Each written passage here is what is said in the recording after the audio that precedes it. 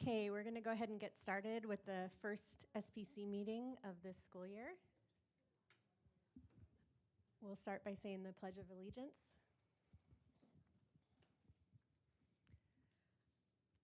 I pledge allegiance to the flag of the United States of America and to the republic for which it stands, one nation, under God, indivisible, with liberty and justice for all.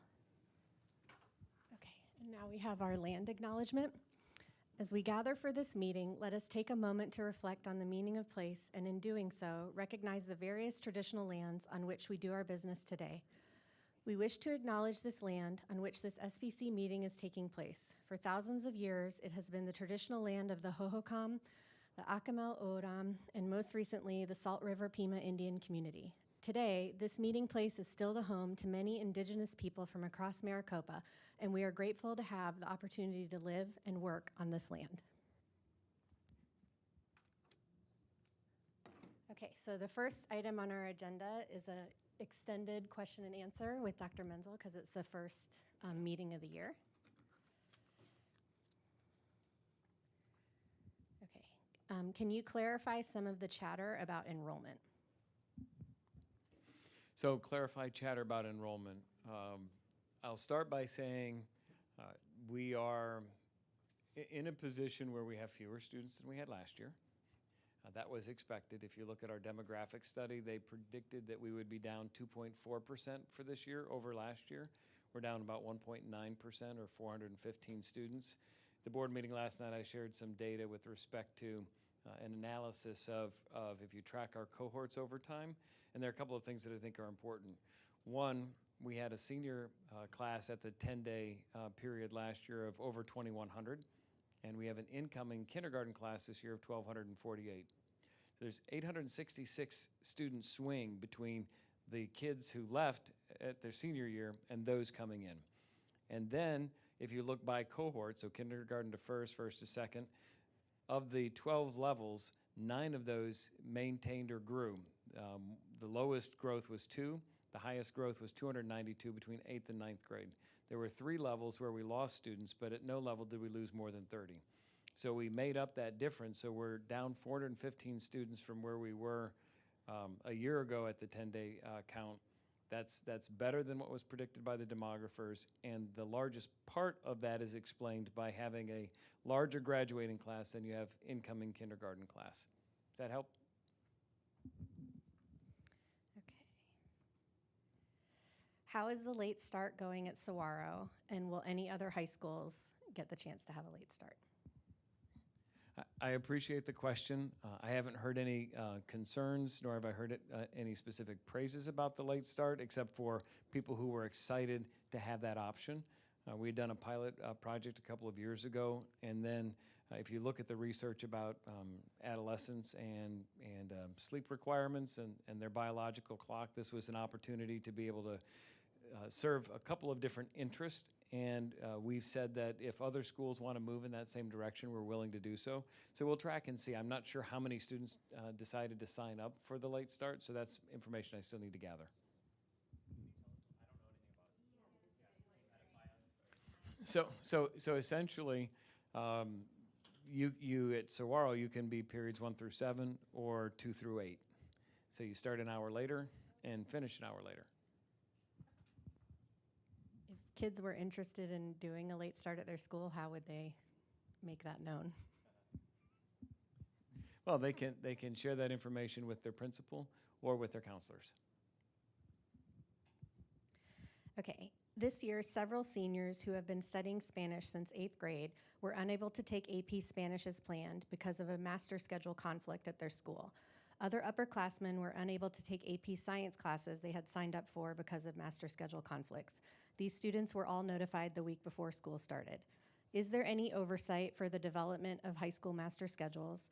And this follow-up, this situation caused a lot of anxiety to the students and their families, and some are worried about how it will affect their college applications. How can this type of situation, or how can you make sure this type of situation does not happen again?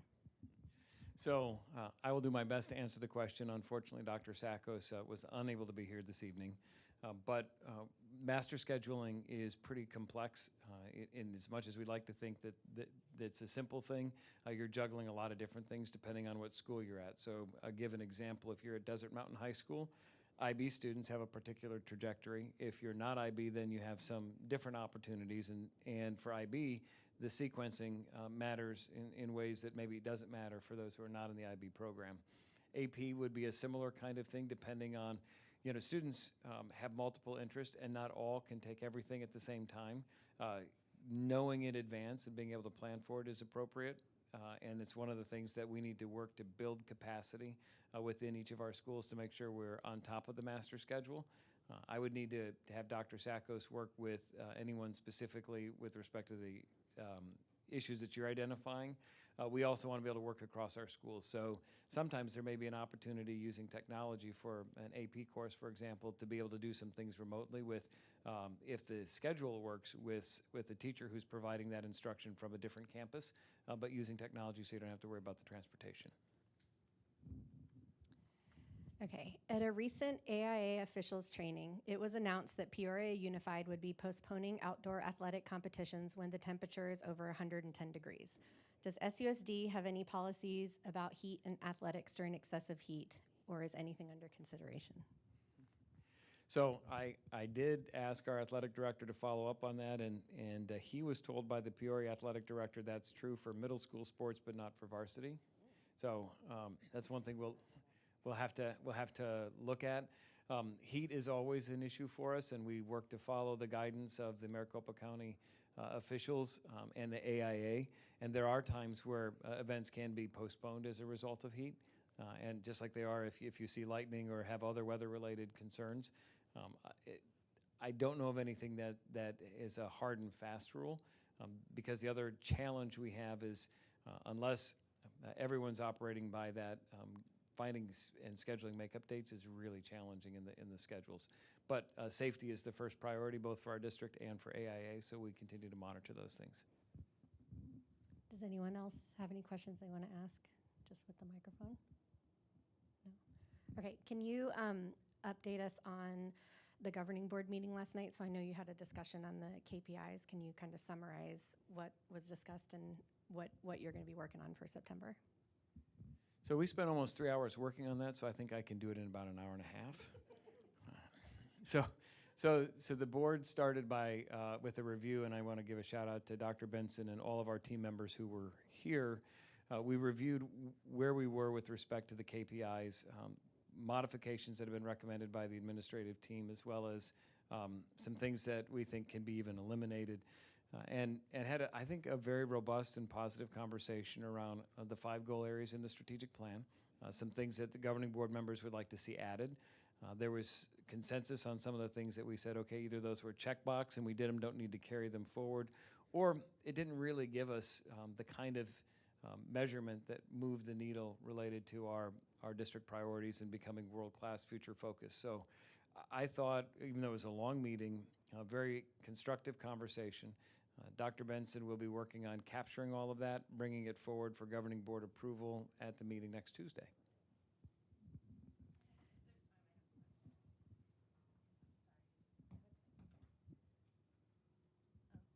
At the board meeting, I guess 2 weeks ago, there was a vote, and I'm not sure what the vote was about. Again, everything was in closed doors, so I'm not sure what was up and how the vote was found. But there was something about transparency that came up a number of times over that meeting. What are they talking about when they say there's no procedures and transparency, and are there procedures and transparency for these processes for whatever complaint was going on, and how is that going to change moving forward? So I believe you're talking about the conversation around the KEB complaint. So KEB is the board policy whenever a parent or community member has a complaint against a staff member. So that's spelled out in policy. There's a process, just like you would assume in any business. You want to start closest to the problem. So if someone's got a concern, we want to make sure they've had the conversation with the teacher first. If it's not resolved at that level, then you can move forward. We try hard to resolve issues informally. Sometimes it goes to a formal process, and KEB is the formal process for someone to bring a complaint against a staff member. The staff member has a right to respond. They have a right to know what the complaint is, who brought the complaint forward, and they work to resolve it. If it doesn't get resolved at that level, then it goes to the next administrative level, all the way up to potentially the governing board. And so the governing board did hear a KEB complaint. The comments about transparency and the process, one, I think the process is spelled out in terms of what the expectations are in board policy pretty clearly. Where we have opportunities for improvement is clarity around timelines. You know, when and how things get completed. One of the issues or concerns that were expressed is that the complaint was brought forward in May, didn't come to the governing board till August. Well, at the end of May, a lot of things are happening at the end of the school year, and then finding people, if you're conducting interviews and gathering information, you may not always be able to access people as quickly as you would like. So thinking about how we tighten the timelines and have a feedback loop so that someone who's brought forward a complaint knows where we are in the investigation. Because if, you know, silence is deafening, and so I think one of the comments was to really improve that part of the process to make sure that our communication with respect to where we are, what you can expect in terms of finding, is be something that would be identified as an opportunity for improvement. The person who's bringing the complaint. So, and the one who the complaint's being brought against. So it's making sure that the parties that are a part of the complaint understand, here's the investigation process, here's the anticipated timeline. If there's a delay in the timeline, an explanation for the reason why there's a delay. And that way, people aren't speculating or making up information, and they understand that the district is taking the complaint seriously. Our goal is ultimately to bring resolution to those complaints as constructively as we can. Any other questions? Yeah. I apologize if this was asked at a board meeting or something, because I did read about it on the SUSD website for the radio frequency ID badges. I've done a little research myself just to make sure, you know, everything's kosher. But I wanted to ask, my understanding is the IDs are passive radio frequency, so obviously there's no harm to the kids. But my question is the other understanding, and please correct me if I'm wrong, is that it's a short wave, so they have to be very close to the device in order to be read. But my question was, in particular, do you happen to know what information is on it? Is it just a name? Is it name in class?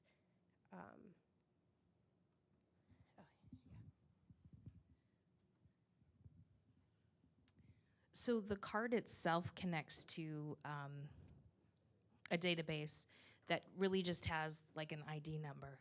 Within our own system, we know that that ID number connects to student name, and the information we would have anyways on that student, their address, contact information.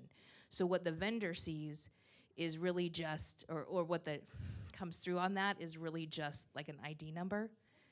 But there's no personal and the card obviously has a picture of the child on it, but what the outside vendor sees is really just a number, and then the data itself is with us.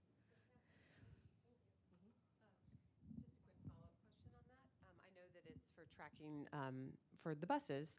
What do you do when a student has lost their ID? Are they still able to get on the bus? I've heard that some students aren't able to get on the bus because they don't have their ID for the day, and that happens often, especially with the youngers.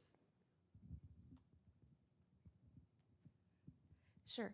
So what we're telling our bus drivers and what we told the schools is that we definitely want students to have that ID card. We will never leave a student in the morning at the bus stop, whether they have that ID card or not. If they're at the bus stop, they're getting on the bus and they're going to school. What the bus driver will tell that student is, hey, you need to check in with the office and get a replacement card if you've lost it, or do something like that. We then are allowing them back on the bus to go home, but what we're having them do is like sit behind the bus driver, so the bus driver can keep track of the student got off at 68th Street and Thomas. So if there is an issue, we know where they were. What we don't want to have is like a continual always forgetting the thing. So what we've tried to do is basically like a 3-strike type. You can ride the bus a couple of times. Strike isn't probably the right word, but 3 times on the bus without the ID card.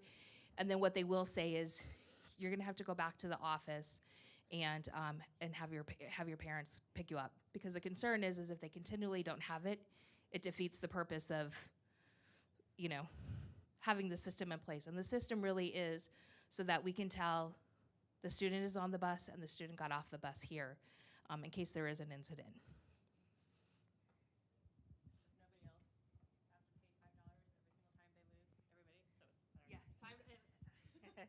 There is, and that's actually been in place for quite a while. It just hasn't, the high schools have, and middle schools have had this for years, but there is a $5 fee if you do lose that ID card, or it gets damaged somehow. So that is across the board, and that's a governing board approved fee. Just to replace, there is a fee associated with those cards to replace them, and so that's across the board at all schools. Did you raise your hand? Oh, no, okay. So that actually led into the last question I had, and you've answered kind of how you're using the information coming off the ID chips. Are there any plans for future use beyond what you're currently doing? There aren't plans at the present time. So I know that people have speculated about all sorts of things, but the primary purpose, as Shannon said, was for safety. Anyone who's been in this business for any period of time knows that that first week of school, when kids, especially younger kids who haven't ridden the bus before, get on or off at the wrong place, and generally it's getting off at the wrong place, that's terrifying for a parent, terrifying for us. We mobilize all sorts of people. It can take a half an hour to find out where the student is. Last year, not this year, but last year we had a student who got off at the Boys and Girls Club, but we had no way of knowing. And so we spent a lot of time with a lot of people searching and scouring a neighborhood to figure out where an elementary student was. When they tap on and tap off, you know that they were on the bus, you know where they got off the bus. The GPS is tracking the bus, not the student. But now you can narrow the search, because if I know they got off at Boys and Girls Club, I walk in and I say, okay, well, there he is with his friends. You know, it's not a problem. So those kinds of safety things are really important. If you know, technology is always evolving, so if there are other uses that enhance safety over time, we could consider it, but there are no plans at the present time to do so. And we are not tracking kids. We are trying to ensure, just like we account for their attendance in classroom, there are lots of different ways to count. Technology helps us do that more efficiently. This helps the bus drivers do it more efficiently because they don't know every student by name and face. And this helps us make sure that we know who's on our bus, when they're on our bus, and where they disembark. Okay, does anyone have any more questions? We technically have a few more minutes if anyone does. Yeah, how's the staff Do the microphones. surplus going? How is the staff and teacher surplus going? That's a joke, but I know it's always been a topic of conversation for years. So there's good news and still opportunities for us. The good news is that we're doing better than we were in prior years. I was able to share with the governing board, for example, at the start of the year we were down 8 special educators compared to 20 the year before. We were down in nutrition service workers by a significant percentage. So we have more people employed filling our positions. We still need more paraprofessionals. We still need bus drivers, but we're doing better than we had been before. So some of our recruitment efforts have worked. Maybe some of it's the economy. We're doing better than many of our counterparts in the Valley. So there's positive news. Finding people in all of the content areas sometimes can be difficult. So math and science, if you know educators who are certified in those areas, we're still looking for a few of those. But special education is generally the biggest area of need, coupled with transportation, although we're doing better than we feared at the end of last school year. Okay, thank you very much. All right, so the topic of tonight's meeting is the M&O override. Great. Let's see.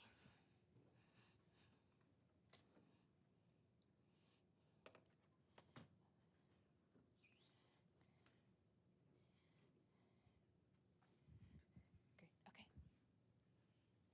Thanks.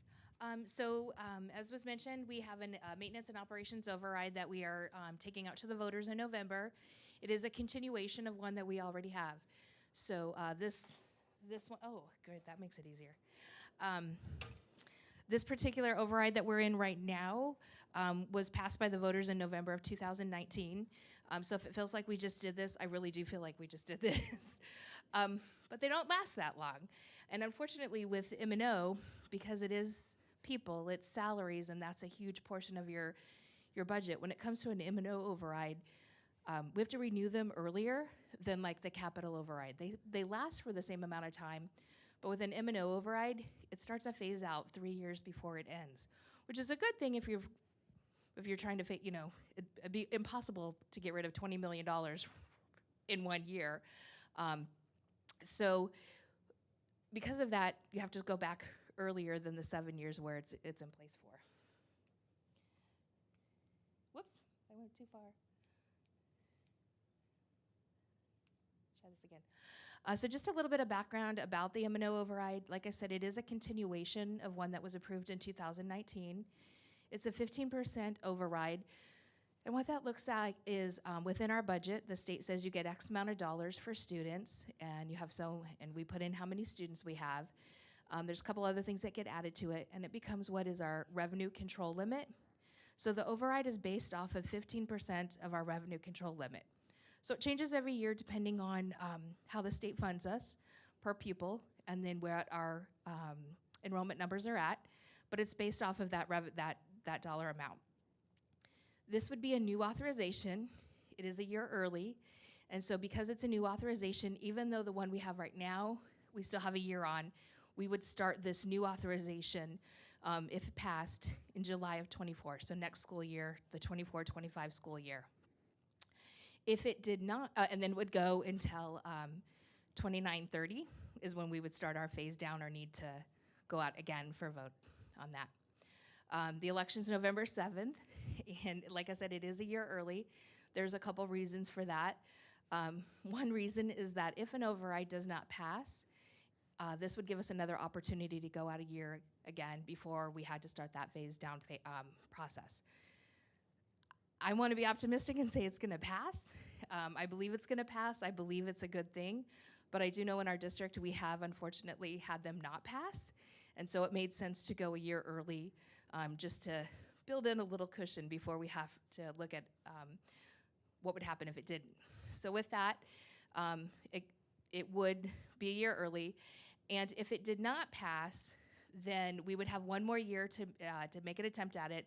After that, in fiscal year 25-26, we would have to phase out $7.3 million, which is a big amount to phase out, especially after we've just phased out ESSER dollars, that's several million dollars, as well as RBF funding that just ended, which was a couple $1 million for us, and some other statewide financial cliffs that are coming. So it's real important to us that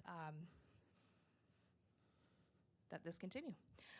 With that, the estimated tax is 0.33 cents per 100 of property taxable value.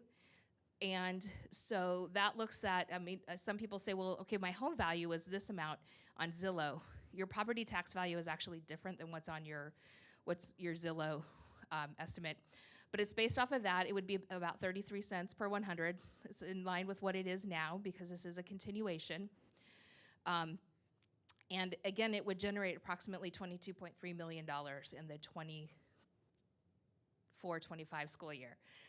It is an all-election mail-in, or all mail-in ballot election. There's really only two things on this ballot. It's ours, and then there's, for those who live are in our boundaries but live on the Phoenix side, there's also a Phoenix issue on there, but that would only affect those who are kind of in that Arcadia, Tavon, Hopi area. The purposes are staying exactly same as it has been. We maintain current class size ratios, maintain all-day kindergarten. If you didn't know, the state of Arizona only funds kindergarten at half day, so we maintain all-day kindergarten. Music, arts, world languages, athletics, and extracurricular activities. Technology, so we've added some technology classroom staff. Staff development, and part of that is there's 3 days that are added to our teachers' calendar for professional development, getting ready at the beginning of the school year, taking care of those things that need to happen before school starts.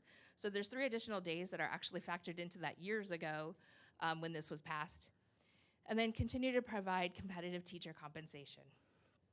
Again, this is, M&O is all about people, salaries, benefits, those types of things.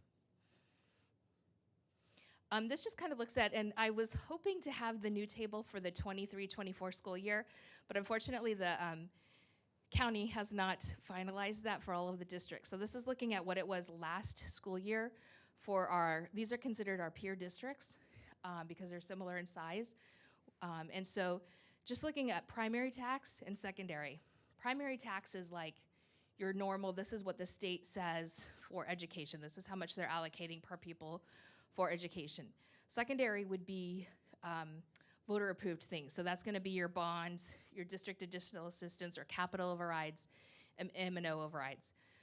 So as you can see, with having a bond, a capital, and an M&O override currently in place, we are still considerably lower on our tax rate than any of our other districts. And what I found interesting as I was looking at it is a lot of them only have the bond and M&O override. They don't even have a capital override included in it. So, like I said, that's based off of last year. Hopefully we'll have this current year here pretty soon.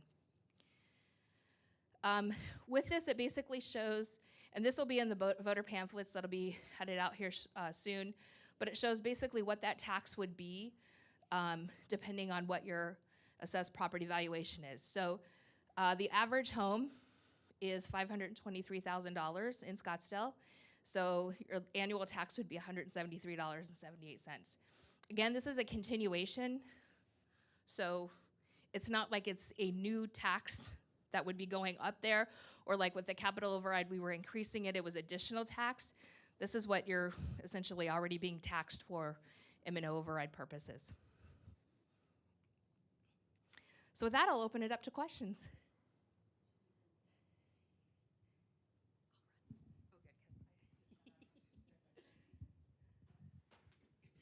Did the legislator approve the no longer come spring, they have to bump up the budget? Is that factual? You're talking about the AEL, yes. Yes. For this year, yes, it is taken care of. We do not have to worry about that for this year, which is a huge sigh of relief. Moving forward, Why did they do it for just 1 year? that's a great question.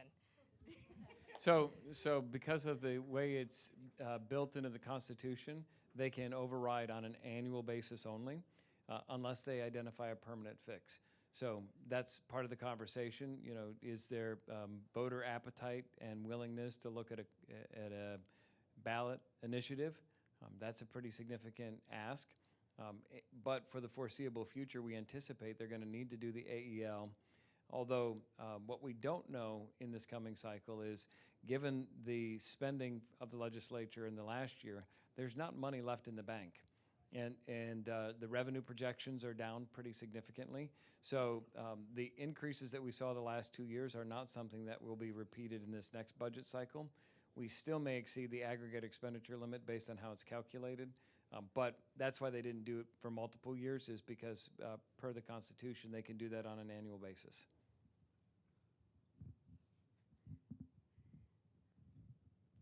Oh, she was first. I have a question. Oh, it's fine. I was just following up on that. So the AEL was approved for this current year, but if the M&O override is approved in November, but then the AEL isn't, does that mean that we can't access the fund? Okay.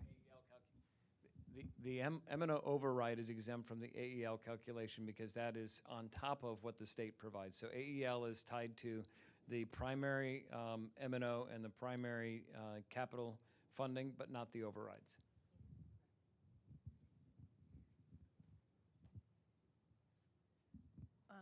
What is the status of the lawsuit against I guess it is the Department of Education, Arizona Department of Education, for fully funding the capital expenses for school districts?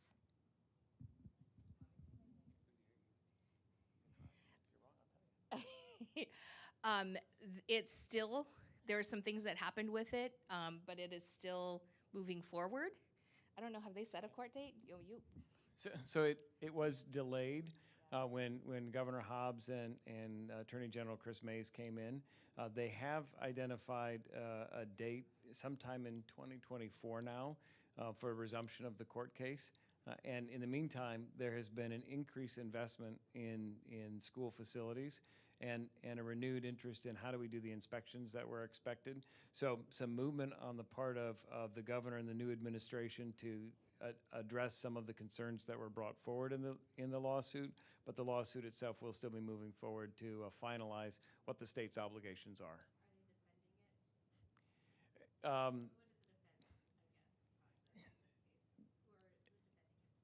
So I think that remains to be seen.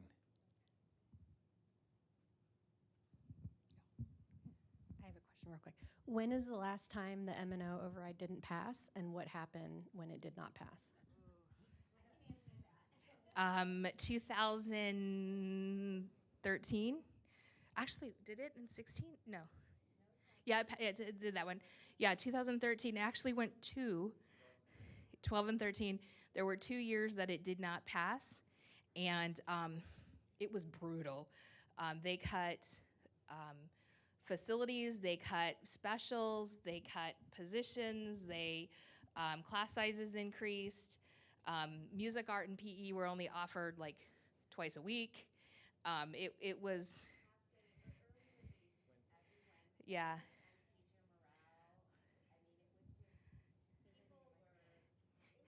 Yeah, teacher morale went out. It's interesting too when you watch our trends in enrollment in ADM, you can also see a massive decline in ADM the years that it did not pass, and then obviously we don't. I mean, once you get settled into a different school, you don't generally get them back. So, huge impact on the district, and I'll tell you, it was nowhere near $7 million that had to be cut. So.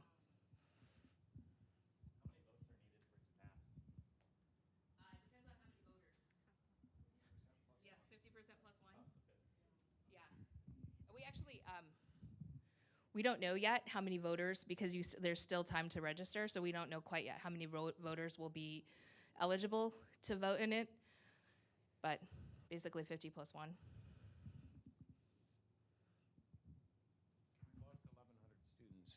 We lost 1,100 students the second time the M&O didn't pass, and many of those kids did not come back. You know, and interesting too, when we lost the second time, it was by like 20 votes, if that. Yeah, it was so, that's when people say, well, it doesn't really matter. Oh, it does matter. Every vote matters when you look at losing something by that much. How many times has it passed since then? More times than it's, I mean, I know of like 3 times that it hasn't passed. There was another time, like late 90s, that it didn't pass. Yeah.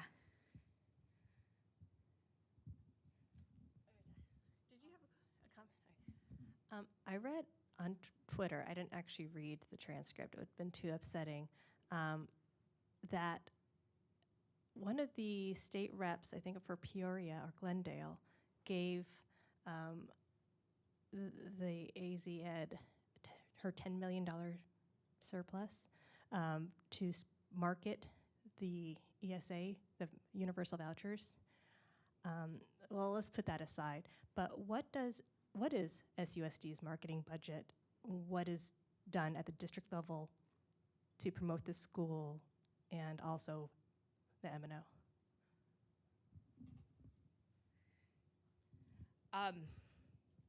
More than $100,000. I just don't know exact number off the top of my head. And of course, there's also, I don't know, Christine's here. Do you want to answer that one, Christine? And remember, we have ESSER dollars. Yes. That we have a specific marketing budget identified as well, because ESSER contemplated. Christine, you can fill in the rest. Well, that was just what I was going to say. So the budget approximately is $100,000, and so we're, yeah, but there are a number of different accounts.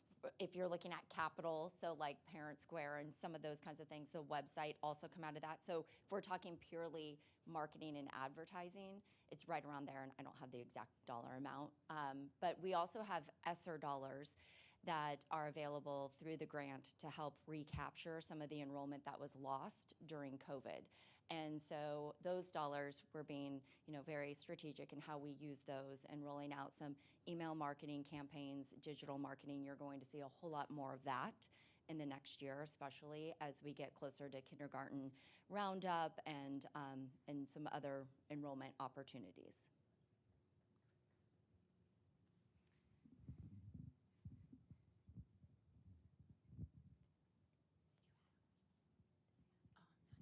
I have one. 2 years ago, there was 3 elementary schools that were had the chance of closing, and Anasazi is well over 400 now. I don't think that's an issue, but those other 2 schools, were they still on the, and I hate to say it like this, the chopping block, or have they both rebounded as well? So at this juncture, we don't have any plans for closing schools, but we have a couple that are on our watch list, and they're different. One may be the same as before, but another one is significantly over where they were. So from an elementary perspective, we look at if you're below 400, that's a danger zone. It's very difficult to justify keeping a building open when you shrink below that.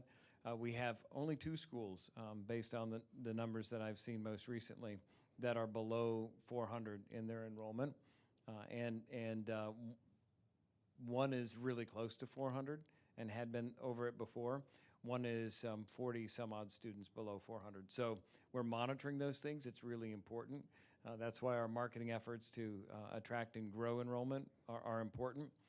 And we're in an environment, I think, to the prior question, with the universal expansion of ESAs in the last year when that first started, we didn't see a dramatic decline as a result of that.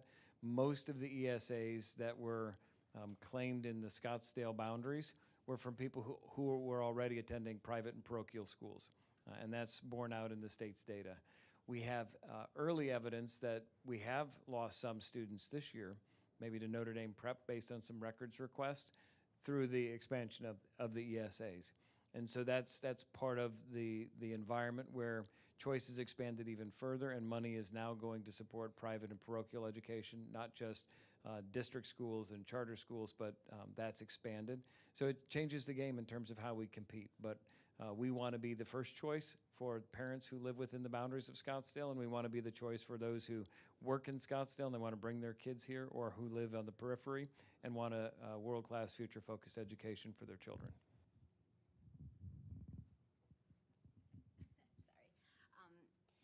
Just getting back to the M&O, and I don't know if this is something that Shannon could answer, but can you provide like a do's and don't list of what like a PTA could do as far as providing information? Like as a rep, I'll go back and give like a report, and they're going to want to know like how they can support it, what they can do. So.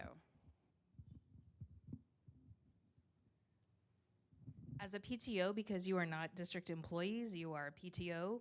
Outside of it, you can pretty much promote how you choose. As a district and district employees are in official district business, we have to be careful what we say and how we move forward. For us, it's the facts, that's it. But as a PTO, you're outside of the district organization, so.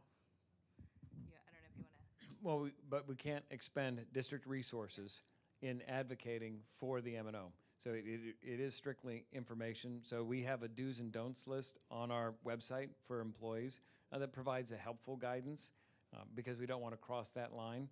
But for example, an employee who drives their car to work can put a sign that says a message that encourages people to vote one way or the other in their car.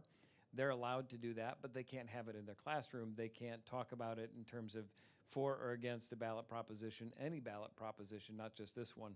So reminding people what those parameters are, are important. But as Shannon said, our parents have different opportunities, but we still can't spend district resources. I'm going to throw something else onto that too. One of the things that came up last year was, could the PTO pay for flyers to go into backpacks? And the answer to that was no.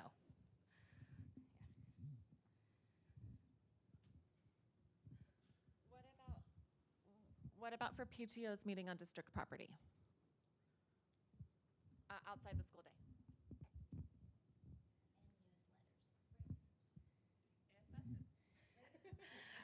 Cannot put it on the bus because that's a district resource. If the newsletter is done outside, not using any district resources, it's done completely outside of the district, that you just can't use district resources. The PTO sends an email out using the PTO's separate email address to your members. That's different than using the district's email distribution system. I would also say, please make sure that your email to families doesn't have a district email address attached to it. Yeah. So like if you have a parent who's in the PTO, but they also happen to be a district employee, make sure that there's no email addresses that have district email. They shouldn't, but. I was just going to add, because we've rolled out Parent Square this year, and some of the PTAs have reached out and asked if they could use this also to send out their newsletters, and this is actually why we're saying no, is because we want there to be that separation so that if you feel so inclined to promote, you can, and it doesn't, jeopardize the use of the tool. So what about meeting on district property? Could you talk about that on district property? So the law allows for people to meet as long as we give equal opportunities. So if we provide opportunity for people who want to meet for something, we also have to provide opportunity for people who want to meet against something. And so it's about equal access and opportunity for people to participate. So that would, as long as it's a consistent treatment of like groups, whether or not they're for or against, we're permitted to do that.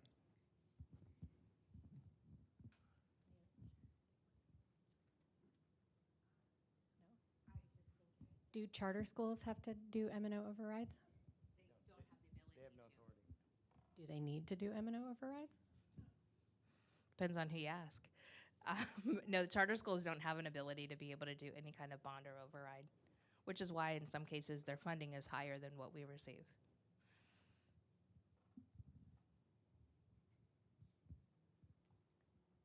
With regard to this school building question, I think where the confusion comes in, and this is what I want to clarify, is some PTOs, even like this space, at night, it's not during school hours, so it's our event. It's at Scottsdale Parent Council's event. And we rent that space and we're insured, so we can do that. And then for a day event for PTOs, it operates similarly, where it's a private organization that's just there to support the school. So it's within their purpose to have that. But during the school day, if they're having a meeting, can they talk about, and they're rent-free because it's their organization and they're there to support the school during the day. No teachers are there. No school employees. Sometimes the principal will show up for 5 minutes. I've had principals say they have to leave. They can't be in the room if it's discussed or something. But that's the question, I think. Can they even discuss it during the day when there's no employees present? Would that be considered using a resource? So the answer is going to be, from my perspective, a nuanced one. And I generally will err on the side of caution and say, I don't know that we need to. So I would never want to do something or even encourage something that could be crossing the line. I think there are many opportunities and ways for people who want to support to have those conversations. I think that during the school day on school property opens the ability for someone to raise a question. So my recommendation would be to avoid the appearance of that. I think there's plenty to talk about in terms of the facts related to an M&O override, and that should be sufficient. And if you have a parking lot conversation after, that's different than when you're in the school facility, and that would be my guidance. That's very helpful. Any other questions? We have scheduled a town hall in each of the 5 learning communities so that people can show up, ask questions. Our experience has been, at least the last time we did this for the capital override, that we don't have a lot of people show up, but we believe it's important to give people the opportunity to learn the facts and get their questions answered. And if they don't want to come to a town hall, please use Let's Talk. There's an opportunity to get your questions answered online as well. So SPC will be sharing information about the M&O override, a lot of what we've heard tonight, and we'll also be publicizing the town hall dates starting pretty soon. I had a question about the chart or the table you showed where it compared the peer district tax rate. Why is SUSD so much lower? Property value. So it's based off of assessed property value, is how the tax is calculated. And because we have higher property value than a lot of those areas, it means that we're able to tax and keep it at a much lower rate. When you say we, you're referring to Scottsdale? Yeah, Scottsdale schools, sorry. Do you know when people should be looking for ballots in the mail? October 11th. Yeah. I just looked at the, I was just looking at dates with that too. I think it's October 11th, 12th, somewhere right in there. And we will have, because it's a requirement to have a location, so if you need a new ballot or you don't want to put it in the mail, you feel more comfortable putting it in a drop box, this room will actually be open for the week before the election as well as election day. Are you looking up the? Yeah.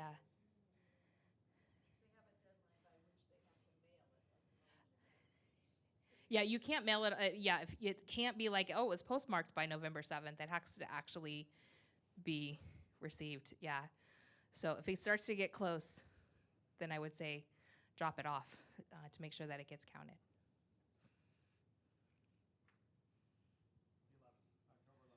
Okay. Any other questions? No? Thank you both so much. Appreciate you being here.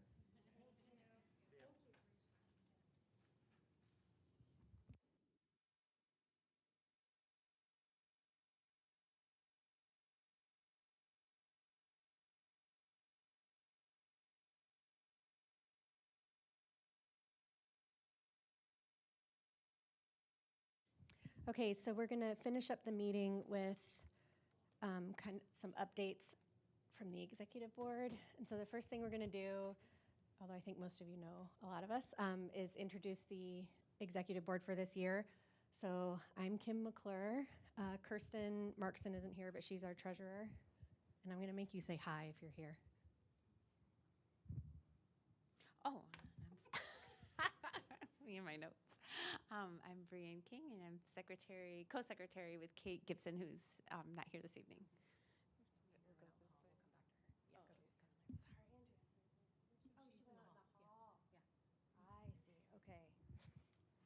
I see, okay. I'm Laura Pallas, and I am the VP of SPC Representatives.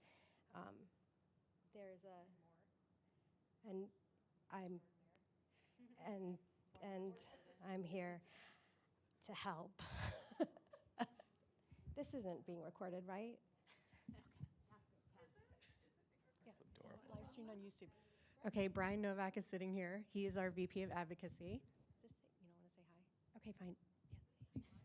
I'm Laura Wieshoff. the I'm slides. the VP of Outreach. It's live streamed and recorded later. And then our VP of Communications this year is Brad Duell. Yeah, is that how you pronounce it? And then Andrea stepped out, but she's our VP of Programming. Okay, so I wanted to go over just a brief reminder of what SPC is. So it's been around for a long time, I think before some of us were born. It started in 1977. It's evolved a lot since then, but what it is now and what it has been for many years is a nonpartisan, non-secular 501c3 corporation. We're in the IRS database, we're in the Arizona Corporation Commission database, and our mission and goals are to promote communication and collaborative relationship between families, district leadership, and staff. And then we also, our goal is to support and advocate for the highest quality education for all of the students attending schools in SUSD. So what we offer is information, some of which you just got on the override.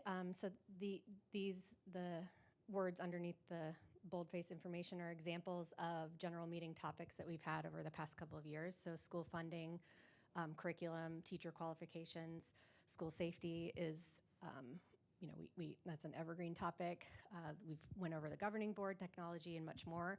And then the other thing we offer is access, so to each other. I don't know, I guess I'm looking around, like how many of you are from the Arcadia Learning Complex? Okay, anyone from Saguaro? Chaparral? Desert Mountain? Coronado? Anyone from Coronado?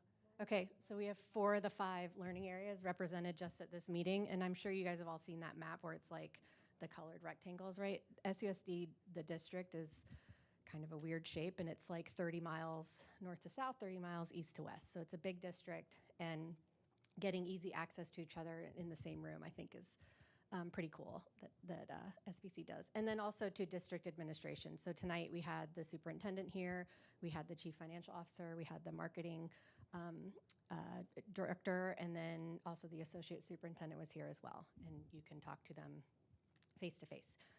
The other thing that we do in terms of access, we have roundtables, which are going to be amazing this year, and you'll hear more about them. And we're also starting some other programs that we'll get into more detail later, specifically the sister school program. So again, just to drive home our mission, it's to promote communication, collaborative relationships between administration, district leadership and staff, and advocate and support for the best education that is possible. So we fulfill our mission in pretty much 4 or 5 ways: through the general meeting, which is what you're attending right now, through the roundtables, which you're going to hear more about in about 5 seconds. We also offer and support parent-led committees around shared interests, and we host special events. So those are like things that happen outside of a general meeting or a PTO roundtable, and then more, because I'm sure we'll come up with some other things too. Okay, so I'm gonna hand this off. Our first roundtable of the year is happening on September 6th. Please let your PTO boards know. We're going to have 4 speakers at our first roundtable: Shannon Crozier, Christine Harrington, Mason Efforts, and Lisa Maccarelli. And they'll be there to answer all your questions. So hopefully PTOs will have a clear and easy year ahead. And then we'll be offering some other roundtables where they're more discussion oriented. And anyone from your PTO board's invited.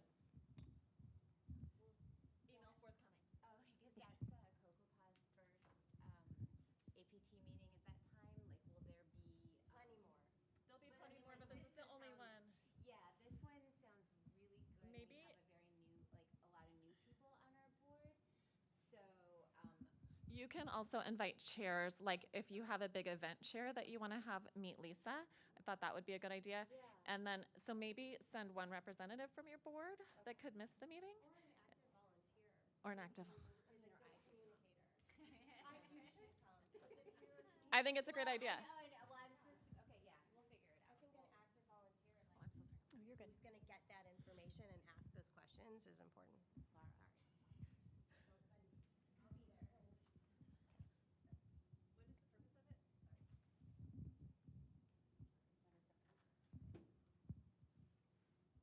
PTO roundtables in general are to build collaboration between the PTOs. Like if someone has a great fundraiser, you want to learn about it.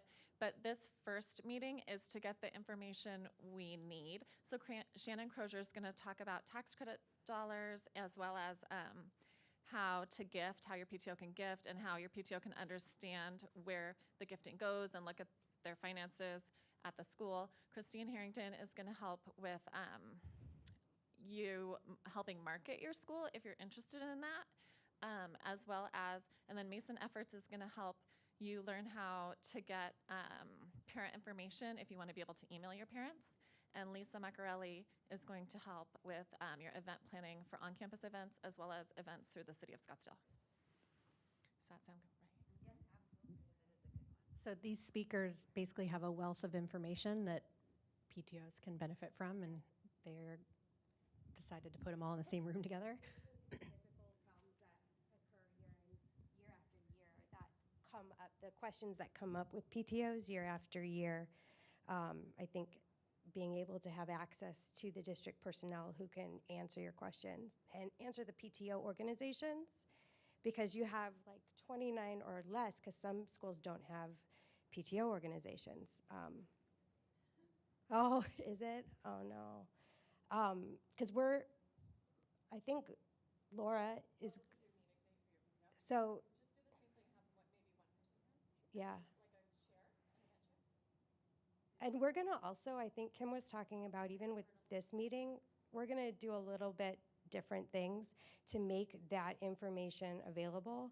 On a private level, like, just because of who we are, and some people don't use social media, but I always share everything on a Facebook group for PTOs too, to try just like my personal thing, or I'll send it to somebody who has access to that.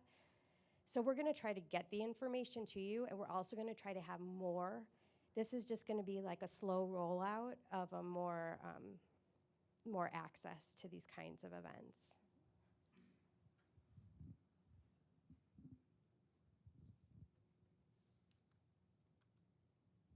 Okay, so another thing that's one of our goals this year is supporting the relaunch of a sister school program. Good evening, everybody. So I guess like Kim said, we're a big, diverse district, right? So we're really excited to relaunch this sister school program. Laura, myself, and through Margaret Cerna here at the district, we're going to launch this program. As you can see, the goals are to support teachers, share resources throughout SUSD, and we are currently in the process of partnering schools. So Margaret is meeting with the various principals across the district to see which schools want to partner together, and then we're going to have a launch within the next 30 days. We would love everybody here to attend that, hopefully some cabinet members, the school board, and other stakeholders within the community. So I think it's but SUSD used to have this about 10 years ago. Oh, okay. It's all schools, yeah. No, it's all schools. Yeah, and a lot of it is going to be in terms of like, for kids at the high school level, their volunteer hours, for example, to be able to support some of the elementary districts, and yeah. Yeah, that's cool. Okay, so like I mentioned before, we do have parent-led committees, and that's a loading image right there, because we're going to have more information coming in September. They're all volunteers. I don't know about you, but like the start to the school year was kind of intense, so I was just like, okay, we'll anyway, so we'll have them introduce themselves in September, and you'll learn about the committees that we have going on this year. Okay, so every meeting we show our budget.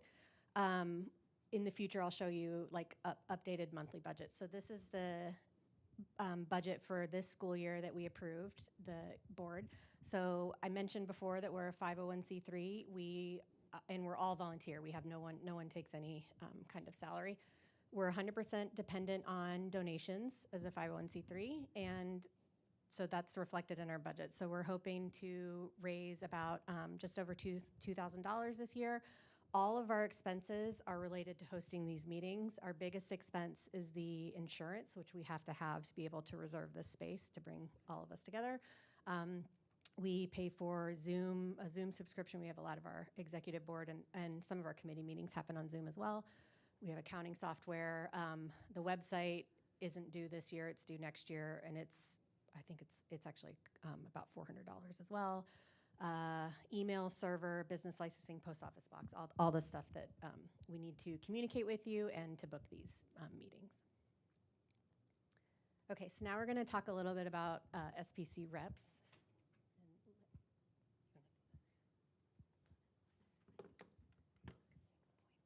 Oh, okay. So in years past, there's been different ways that SPC has gotten reps, and basically every year what it comes down to is they ask the principal, SPC reaches out to the principal, from a technical standpoint, this is, or the principal can appoint two parents in their community, or they can designate the PTO to appoint those representatives. It's been very casual. It hasn't been, people are fighting for positions. So I thank you guys for coming tonight and already, volunteering for that position and knowing what's coming. That's huge, because we're just gonna get it in formality, and if you have your name down, we'll just do that formality of confirming with the principal. And a lot of the principals are new, so that's kind of why we're doing a slow start with this, because we want to really introduce them to Scottsdale Parent Council as well and show them why it benefits. So the purpose of the SBC reps, we want to also hear from you and give you more purpose and find out what you need to be able to bring back the information to your school community, because that's really the question. How many people are going to actually watch this meeting? So how do we get the takeaways? Because that's a pretty good point about Saguaro. I mean, I didn't know that about Saguaro High School, and I think that's a great thing to go back to your schools or your school community and let them know that was answered here. So we want to know how you want to do that. There were some things we could do. Meeting minutes are very boring, so that might not be the right way to do it, but some of the SPUC reps have been doing, some write them up, some don't say anything, they just keep it to themselves, which is okay, because if they're not getting direction, how would they know otherwise? So we want to kind of change that, and I think you can go to the next slide. So share information as it's presented, and we also really want to ask SPC reps to collaborate more with reps from other schools. We want to make it fun, so you guys actually want to come to meetings and get ideas for fundraisers, volunteers. Even the PTO roundtables are interesting, because some schools don't have PTOs, and some schools have a PTO, but then there's a volunteer that's not on the PTO, and they're so active within their school community, but they don't actually get access to some of the other stuff. So we really want SPC reps to be a voice for the whole community. And to vote, obviously, on behalf of the school community for the executive board. We hope that you'll be able to meet with the principal and also inform your principal, because your principal really has the best feel for the school community. And with the exception of when there's certain conflicts that arise from year to year, that's understood, and then you could always reach out to SPC and how do you navigate a situation if you're not getting collaboration from a principal. So that's always a possibility too. So that's it. So yeah, and you vote for the executive board. So it's important to know us and who we are and be able to move forward. Is that it? Okay, so the other thing I do, oh, did you? Well, no, I just wanted to say so I've been an SPC rep at a school whose principal has been here forever, and now I'm an SPC rep at a school with a brand new principal. If you have a new principal, take advantage of it if you're the rep, because he is so open to everything. He's so excited. He doesn't really know a lot about SPC. I went to him and said, I'd like to be the SPC rep, and he was like, this is amazing. And so I'm just saying, take advantage of that, because you can build such a great relationship with your principal, and they are so helpful on making your job easy. Okay, so I'll normally show upcoming events. So we showed the PTO roundtable, but I wanted to highlight, because it's our first meeting. So we have a general meeting every month. It alternates between morning and night. So our next meeting is on September 20th, and that one will be in the morning at 9 a.m. October 18th is in the evening at 6 p.m. We've posted these on our social media. I sent out an email, and hopefully you saw it in Peach Star as well. But these are the dates for the entire year for all the general meetings. And we think we know the topic for the September meeting. We're still scheduling it, and so you'll see that soon on email and social media. And that is it for tonight. If you ever have questions, that's the one email address you need to remember, because if I'll either send it where it needs to go or answer it or, connect you with whatever information you need. Thank you so much.